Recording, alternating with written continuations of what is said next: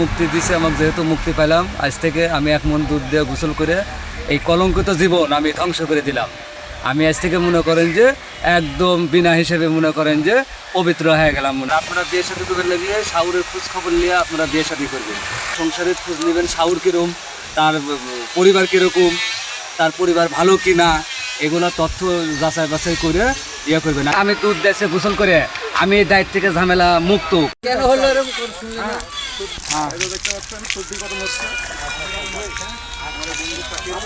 এখানে বিয়ে করে মোটামুটি সে বহুদিন জীবনযাপন করেছে। সে তার সাথে মোটামুটি একটা সংসারী গ্যাঞ্জাম গণ্ডগোল হওয়ার পরে একবার নয় 2বার তাক স্বামী তালাক করেছে।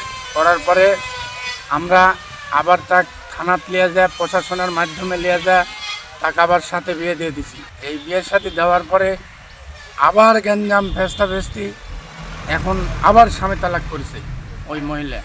এখন আজ আমার ভাগ্নে বলতেছে যে দুধ দিয়ে গোসল করানোর পরে আমি আর কোনোদিন বিয়ের সাথে আর করবো না।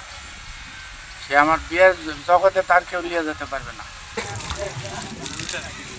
আবার ওদিক টাকার চুকে বালতি ভাঙে ভালো না, দুধ দিয়ে গোসল করে ওর কাছ থেকে মুক্ত হলো। এখন উনি নিজের ইচ্ছা মতন চলবে সেই জন্য তালাক করছে মেয়েটা।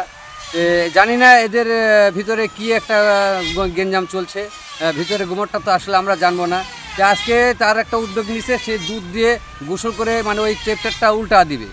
আসলে ছেলেটা অনেক নির্যাতিত সংসার করে, এখন সে সংসার জীবন ত্যাগ করে সে আবেগে 1 মণ দুধ কিনে সে দুধ দিয়ে গোসল করে সে সংসার জীবন থেকে মুক্তি নিল। কেন হলো এরকম?